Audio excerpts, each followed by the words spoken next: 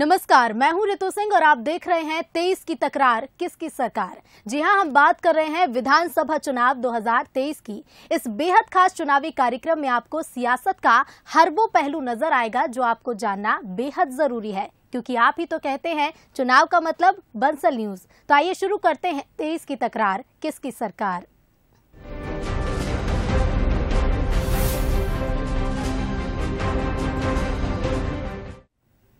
और सबसे पहले बात करेंगे इलेक्शन टुडे की, जिसमें आज की खबर है नाथ का कॉन्फिडेंस। 2023 चुनाव से पहले एक बार फिर पूर्व सीएम कमलनाथ कॉन्फिडेंट हैं और जीत का दम भर रहे हैं, जिस पर जुबानी जंग भी तेज है। ये रिपोर्ट देखिए।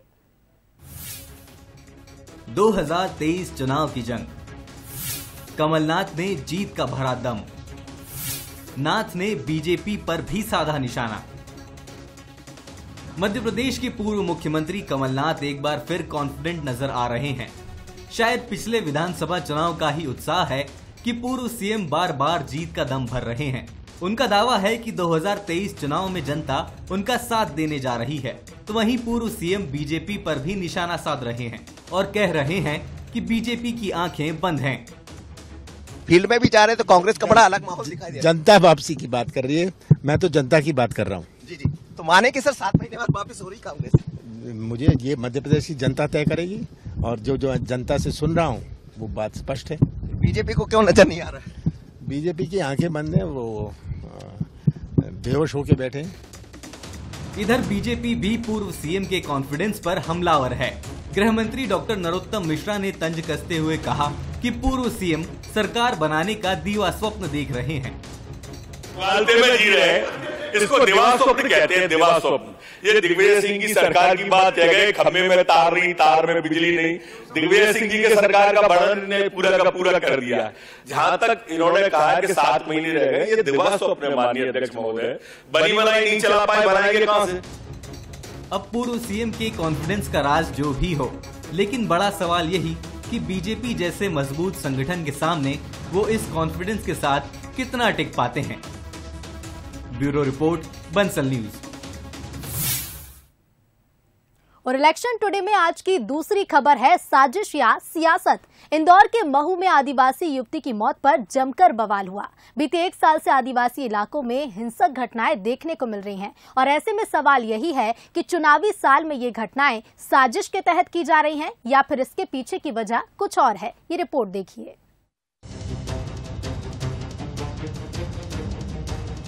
मालवा निमाड़ में ये क्या हो रहा? आदिवासियों को क्या कोई भड़का रहा?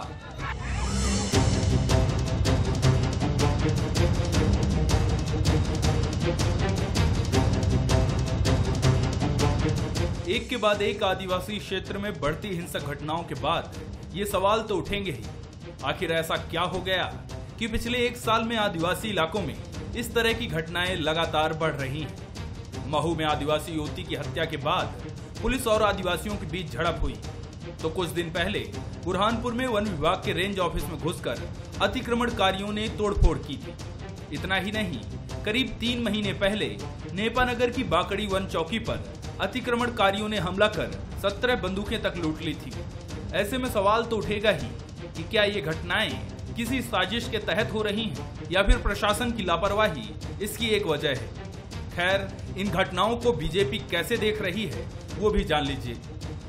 कुछ ताकतें प्रदेश में ऐसी है जो इस तरह का वातावरण, जैसे पिछले चुनाव के समय मंदसौर गोलीकांड हुआ था, तो इस तरह के प्रयास जिसमें पीछे से कांग्रेस है और इस तरह के प्रयास कर रहे हैं कि कहीं पर भी गोलीकांड हो, गोली चले, लोग मारे जाएं और लॉ एंड ऑर्डर की स्थिति बनाने का प्रयास साजिश के तहत कुछ जगह हो रहा है। क्योंकि मामला आदिवासियों से जुड़ा है तो इन घटनाओं पर सियासत ना हो, भला ये कैसे हो सकता है? कांग्रेस तो सीधे सीधे इन घटनाओं के लिए बीजेपी को जिम्मेदार ठहरा रही है। जाहिर है कि चुनावी साल में कांग्रेस इन मुद्दों को भुनाना चाहती है। कि महू की घटना क्या कांग्रेस ने कराई? सतना में जो घटना हुई थी आदिवासियों की हत्या, वो क्या कांग्रेस ने कराई? मंदसौर में आदिवासी को 4 पहिया वाहन में घसीटा और उसकी मौत हो गई, यह कांग्रेस ने करवाया। कांग्रेस पर आरोप लगाना बंद करें। मीठा मीठा गप कड़वा कड़वा थू, उसमें षड्यंत्र दिख रहा है। आदिवासियों को कोई आक्रोशित कर रहा है या नहीं, ये तो जांच का विषय है। लेकिन चुनावी साल में आदिवासी इलाकों में हो रही हिंसक घटनाओं ने प्रदेश की सियासत को जरूर गरमा दिया है और मालवा निमाड़ भी सियासत के केंद्र में आ गया है। हालांकि सियासत से इतर ये समझना जरूरी है कि आखिर आदिवासी क्षेत्रों में इस तरह की घटनाओं को कैसे कम किया जाए और अगर इन घटनाओं के पीछे कोई साजिश है तो उसे कैसे नाकाम किया जाए। Bureau report, Bansal news. तो प्रदेश भर में आदिवासी को लेकर सियासत गर्म है और जाहिर है कि इसके पीछे एक अहम फैक्टर छिपा है। वो है एक बड़ा आदिवासी वोट बैंक जो हर चुनाव में सियासी समीकरणों को तय करते हैं।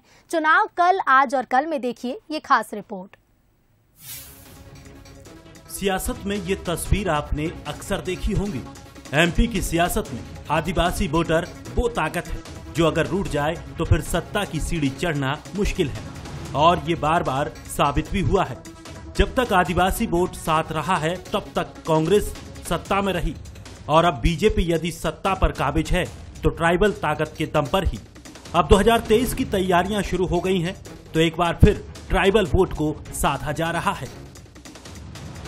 आगामी चुनाव के लिए दोनों ही पार्टी आदिवासियों को एकजुट करने के लिए कोशिश कर रही हैं ताकि उनका जो मत है वो उनको मिल सके। लेकिन इसके साथ साथ हमको ये भी देखना पड़ेगा कि जो जयस है, जो एक संगठन है आदिवासियों का और दूसरा गणतंत्र गोंडवाना पार्टी, ये दोनों आदिवासियों से संबंधित संगठन हैं और ये उसमें कितना इजाफा कर लेते हैं अपने मतों में, ये सत्ता में भागीदारी करने की स्थिति में आ सकते हैं कि नहीं आ सकते हैं, ये देखना वास्तव में अभी दिलचस्प होगा। मध्य प्रदेश में 230 सीटों में से 47 सीटें एसटी वर्ग के लिए आरक्षित हैं, तो वहीं कई सीटों पर आदिवासी वोट नतीजों को प्रभावित करते हैं। प्रदेश की करीब 21% आबादी आदिवासी है। जाहिर है इतने बड़े वोट बैंक को दोनों प्रमुख पार्टियां गंवाना नहीं चाहेंगी। बात प्रधानमंत्री नरेंद्र मोदी और गृह मंत्री अमित शाह की करें तो जनजातीय महानायकों के सम्मान में दोनों दिग्गज मध्य प्रदेश आए। तो वहीं जब राहुल गांधी की भारत जोड़ो यात्रा एमपी से गुजरी तो आदिवासी बाहुल्य क्षेत्र प्राथमिकता में रहे। 2018 चुनाव में कांग्रेस ने 47 एसटी सीटों में से 30 सीटें हासिल की थी, जिसकी बदौलत कांग्रेस मध्य प्रदेश की कुर्सी पर काबिज हुई, जबकि बीजेपी 16 सीटों पर सिमट गई थी। अब दोनों पार्टियां एसटी वोटर्स को साधने में जुटी हैं, तो जय आदिवासी संगठन और गोंडवाना गणतंत्र पार्टी भी अपनी मौजूदगी दर्ज कराने में पीछे नहीं है। यही वजह है कि चुनावी वक्त नजदीक आते ही आदिवासियों को लेकर सियासत तेज होने लगी है। Bureau report, Bansal news. तो आदिवासी आरक्षित सीटों पर बीते 4 चुनावों में क्या उलटफेर देखने को मिला, ये भी ग्राफिक्स के जरिए समझ लेते हैं।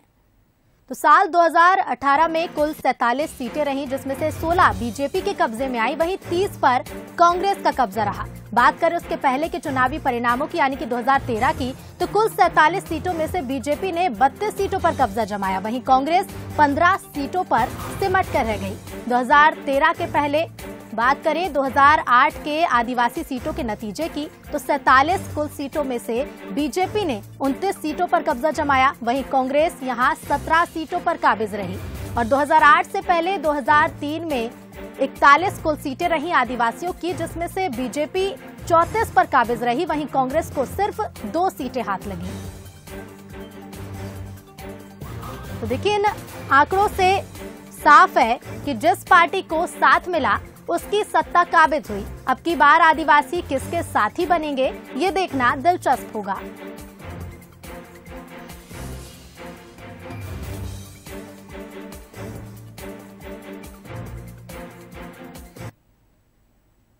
अब बारी है हमारे खास सेगमेंट बूथ बाजा की, जिसमें आज हम आपको लिए चलते हैं दमोह की जबेरा विधानसभा। जितनी बार इस सीट के नाम बदले हैं उतनी ही इस विधानसभा की सियासत भी। लंबे अरसे तक कांग्रेस के वर्चस्व वाली सीट पर अब बीजेपी का कब्जा है, लेकिन 2023 को लेकर जनता का क्या मूड है और पार्टियों की क्या तैयारी है, चलिए जानते हैं। बंसल न्यूज की खास पेशकश बूथ बाजार में इस वक्त हम मौजूद हैं दमोह की जवेरा विधानसभा में। ये इस इलाके की सबसे बड़ी विधानसभा मानी जाती है। इसका क्षेत्रफल सबसे अधिक है। कांग्रेस के दबदबे वाली सीट पर वर्तमान में भाजपा के विधायक हैं। यहाँ पर कांग्रेस, भाजपा, कांग्रेस और वर्तमान में भाजपा के विधायक हैं। इस चुनाव में 2023 की तकरार में यहाँ की जनता का क्या रुख रहेगा, आइए देखते हैं।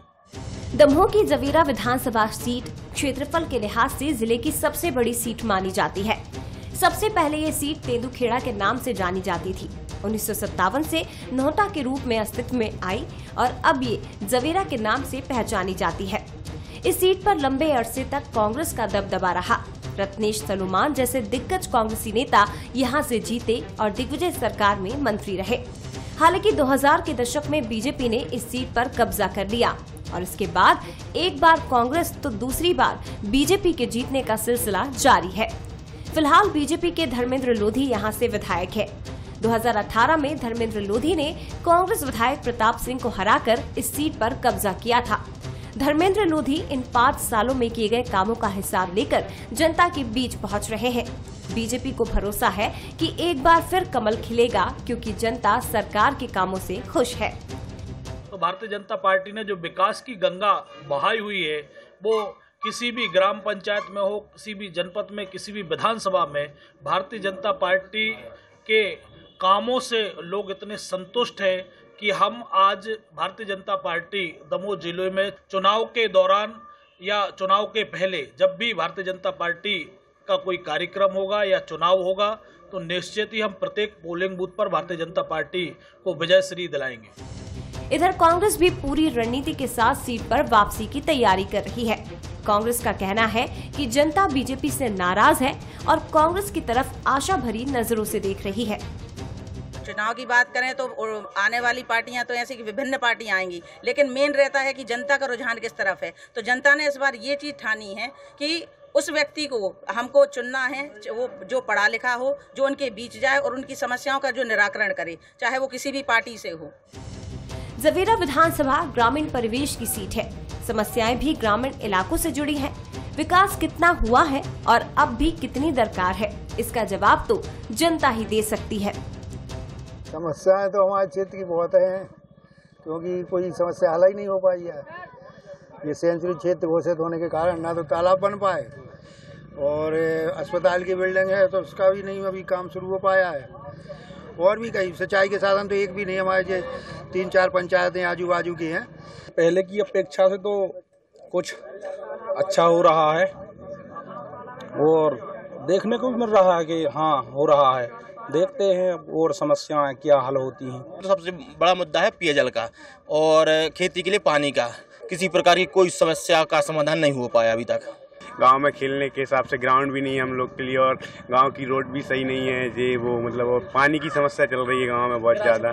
किराए से पानी लेते हैं पीने के लिए हम लोग। बीजेपी की अपनी तैयारी है तो कांग्रेस की अपनी रणनीति, और इन सब के बीच जनता भी मन बनाने में जुटी है। यानी कह सकते हैं कि 2023 में जवेरा की जंग जोरदार रहने वाली है। वीरांगना रानी दुर्गावती की राजधानी सिंग्रामपुर में इस वक्त हम मौजूद हैं। आपने देखा कि जवेरा विधानसभा के सभी नेताओं ने अपनी जीत का दावा किया है और चुनाव के लिए कमर कस ली है। वहीं जनता को अभी भी इंतजार है विकास का। कुल मिलाकर इस बार जो चुनाव की तकरार रहेगी वो जोरदार रहेगी। मनीष सोनी, बंसल न्यूज, दमोह। तो सियासी समीकरण के बाद जान लेते हैं कि जवेरा का सियासी इतिहास क्या है। दमोह जिले की सबसे अहम विधानसभा सीटों में गिनी जाती है जवेरा विधानसभा सीट। इसके साथ ही करीब 2.5 लाख मतदाता इस सीट पर हैं। 70 साल के इतिहास में 3 बार इस सीट का इतिहास बदल चुका है। तो जिले की अहम विधानसभा सीट है जवेरा विधानसभा सीट और मतदाताओं की संख्या करीब 2.5 लाख है। वहीं 70 साल के इतिहास में 3 बार जवेरा का नाम बदल चुका है। सबसे पहले तेंदुखेड़ा, उसके बाद नोहटा नाम से ये सीट बनी और साल 2007 में जवेरा बदलकर इसका नाम किया गया। वहीं बात करें विधायक की तो वर्तमान में बीजेपी के पास ये सीट है। बीजेपी के धर्मेंद्र लोधी इस सीट पर विधायक हैं और धर्मेंद्र लोधी ने पूर्व विधायक प्रताप सिंह को हराकर इस सीट पर कब्जा जमाया है।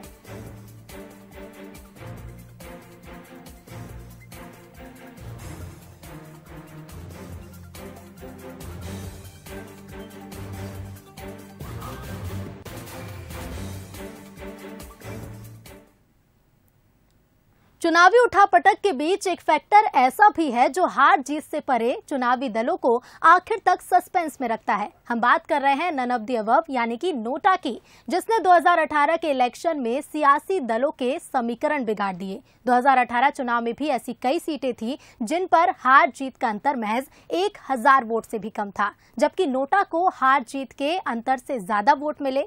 चुनाव कल, आज और कल में हम आपको ग्राफिक्स के जरिए बताते हैं 2018 चुनाव के नतीजों में नोटा ने कैसे खेल बिगाड़ा। तो ग्वालियर सीट से जीत का अंतर महज 121 वोट था, जबकि नोटा को 1550 वोट पड़े थे। दमोह में 798 वोट का अंतर था और नोटा को 1299 वोट मिले। ऐसी बात करें जबलपुर की उत्तर विधानसभा की, जहां नोटा को 1209 वोट और जीत का अंतर 578 वोट रहा। बात ब्यावरा की करें तो 826 जीत के अंतर पर 1481 नोटा के वोट पड़े।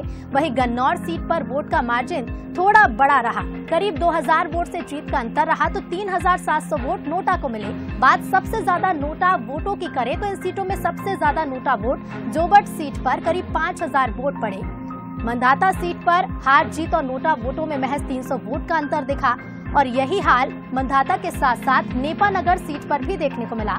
लेकिन नेपानगर के उलट अगर बात करें अन्य सीट राजनगर की, तो यहाँ जीत का अंतर 732 वोटों का रहा तो नोटा को करीब 2500 वोट मिले, जबकि सुबासरा सीट पर महज 350 वोट से जीत मिली थी और नोटा का करीब 3000 वोट मिले।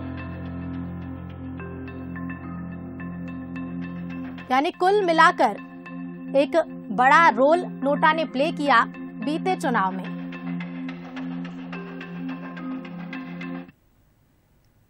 और अब बारी है चुनावी जायके की। हमने श्योपुर की जनता से चाट पकौड़ी और पोहे का लुत्फ उठाते लोगों से जाना कि क्षेत्र में कितना विकास हुआ है और 2023 में जनता किसे जनप्रतिनिधि बनाना चाहती है। नमस्कार, बंसल न्यूज का खास कार्यक्रम जायका आप देख रहे हैं। हम लोग मौजूद हैं श्योपुर विधानसभा के अंदर, जहां पर हम जानने की कोशिश करेंगे 2023 विधानसभा चुनाव में क्या जनता रखती है अपना रुख। हम लोग मौजूद हैं अभी राठौर सर के यहाँ पर, जो यहाँ पर काफ़ी सालों से समोसे के ठेला लगा रहे हैं और लगातार काफ़ी सालों से लोगों को अपने समोसे का जायका चखा रहे हैं। तो हम लोग इनसे जानने की कोशिश करेंगे कि चुनाव में क्या माहौल रहने वाला है। राठौर साहब, चुनाव है 2023 में, बीजेपी का माहौल कैसा क्या माहौल रहेगा, क्या जायका रहता है यहाँ पर? बीजेपी का माहौल रहेगा, अच्छा माहौल है, कोई दिक्कत नहीं है इसमें। विकास की अगर बात करें तो विकास कैसा रहा है? अच्छा विकास है, सब कुछ। तो चुनावी जायका चलता रहता है पूरा? चलता रहता है, हमारा चलता रहता है। भैया 2023 में चुनाव है, कितना विकास अभी तक देखने को मिला है? अभी तक आपको और आगे जाके कितना विकास तो हो रहा है? जैसे शिवराज सिंह चौहान आ रहे हैं, केंद्रीय मंत्री आ रहे हैं और भी नेता सब लोग आ रहे हैं बार के में, तो विकास तो हो रहा है और बीजेपी का ही ज्यादा चांस है यहाँ पर। अच्छा, बीजेपी ज्यादा चांस है। भाई साहब, आप कब से हैं दुकान पर? काफी समय से। तो क्या कहता है चुनावी जायका, माहौल क्या बनता है यहाँ पर? बहुत बढ़िया। कौन सरकार आएगी 2023 में? कांग्रेस सरकार आनी चाहिए। तो कांग्रेस सरकार आएगी। तो हम लोग अगर बात करने की कोशिश करेंगे, और भी यहाँ पर लोग हैं जो लगातार काफ़ी सालों से यहाँ पर अपना लोगों को जायका चखा रहे हैं, लोगों को स्वाद चखा रहे हैं। विधायक कांग्रेस के हैं और सरकार बीजेपी की है। बाबू जंडेल ने कितना विकास करवाया यहाँ पर? बहुत कम करवाया उसे, गाँव में ज़्यादा करवाया हुआ, गाँव का याद नहीं। तो कितना विकास को चाहते हैं कि और विकास और आगे जाके और विकास हो अच्छा। भाई साहब, श्योपुर से ही हैं आप? जी हाँ। तो कितना चुनाव है 2023 में, तो क्या देखते हैं कौन सी पार्टी यहाँ पर आएगी? कांग्रेस ही आनी चाहिए। कांग्रेस जो विधायक है कांग्रेस के यहाँ बाबू जंडेल, हाँ। तो कितना विकास कराया उन्होंने? बढ़िया विकास कराया, जगह जगह टैंकर दिए पानी के, बढ़िया काम कर रहे हैं। और 2023 में चुनाव है तो और क्या विकास के बिंदु होना चाहिए? विकास होना चाहिए, बस यही है। क्या विकास? जिस तरीके से यहाँ पर बता रहे हैं कि आने वाले विधानसभा के चुनाव में विकास होना है। हालांकि 2023 विधानसभा चुनाव जब होंगे जब ही लोगों को यहाँ के चुनाव का जायका देखने को मिलेगा और जब ही हम लोग यहाँ जान पाएंगे कि आने वाली जनता क्या 2023 में अपना रुख रखती है। नितिन सिंह सोलंकी, बंसल न्यूज, श्योपुर। और इसी के साथ 23 की तकरार किसकी सरकार में फिलहाल इतना ही। देखते रहिए बंसल न्यूज। नमस्कार।